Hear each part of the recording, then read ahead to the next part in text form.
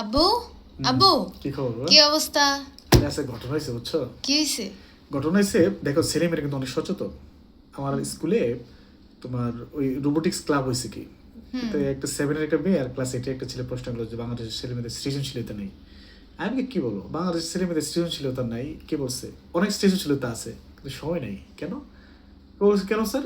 ইউরোপের ছেলে মেয়েদের আপনারা লেখাপড়া করে, তারা রোবোটিকের কাজ করে এবং এরা অনেক ওয়ার্ল্ড ওয়াইড ফেমাস, তারা অনেক অ্যাপস তৈরি করে, প্রোগ্রাম তৈরি করে। আমাদের আমি কই বাবুরে, তোমরা ক্লাস করো, বিকেলবেলা প্রাইভেট পড়ো, সকালবেলা প্রাইভেট পড়ো, রাত্রে তোমরা পুরো, ওদের এই ধরনের কাজ নেই। ওরা স্কুলের পড়া স্কুলে রেখে দেয় এবং তারা ওই স্কুলে পড়াটা স্কুলে রেখে দেয়, বাকি সময়টা পুরো সময়টা তারা স্কিল বেস কাজ করে। স্কিল বেস কাজ করে যে যেটা পারে, কেউ প্রোগ্রামিং করে, কেউ রোবট তৈরি করতে পারে, কেউ অ্যাপস তৈরি করে, এই ধরনের কাজগুলো করে। আমাদের ছেলে মেয়েদের এত সময় নেই, তাই না? হ্যাঁ আব্বু। আমার খুব ভালো লাগছে ওর প্রশ্নটা।